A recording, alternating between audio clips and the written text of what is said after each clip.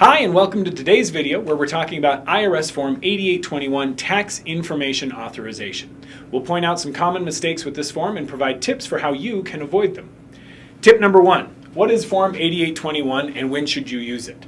When helping your client resolve an issue with the IRS, you need to access their personal tax information.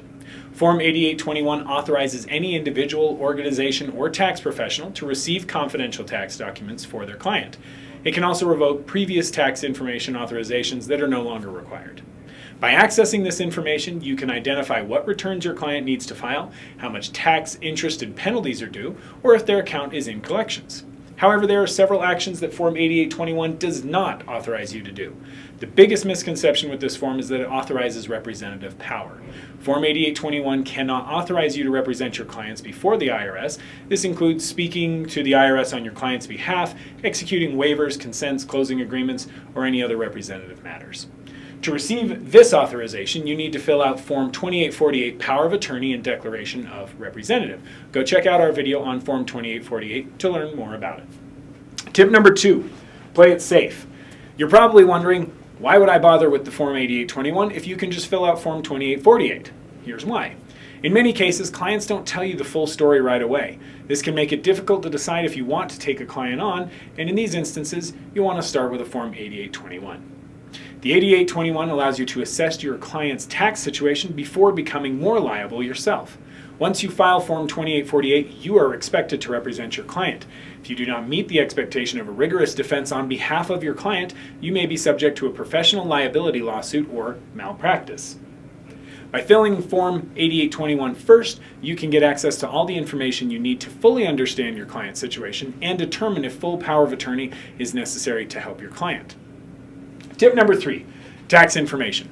A commonly misunderstood section in Form 8821 is found in Part 3, Tax Information. There are 2 parts of this section, and both can cause confusion. The Intermediate Service Provider is the first part that instructs you to check a box if you want to access IRS records via an intermediate service provider. By checking this box, tax information, such as transcripts, can easily be accessed through third-party software like Canopy. If this box is left unchecked, you must access these forms directly from the IRS. If you're not sure whether or not to check this box, go ahead and check it. It allows you multiple options for retrieving your client's tax documents. Tax information details. The second part of this section deals with the identification of the tax documents you need access to. The difficulty is recognizing the difference between Column A and Column D. Column A asks for the type of tax such as income, employment, or payroll. In some cases, simply stating the type of tax won't provide all the information you need.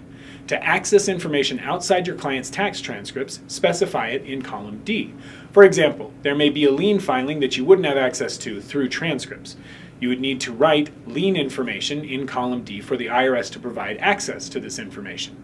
If no additional information is needed, you can write not applicable. Also, as a general rule, make sure to be specific when filling out this section. State the form number in Column B and the specific years or periods in Column C. Terms such as all forms or all years or all periods will result in a rejected form. Well, that's all we have for you today. Thanks for watching. If you have any other questions about Form 8821, please comment below. Also, if there's another form you'd like to see us explain, mention that below as well. Canopy is here to help, and we'll see you next time. You know what's easier than watching form videos on YouTube? Letting Canopy fill out the forms for you. Click now to get automated form filling with your free trial of Canopy.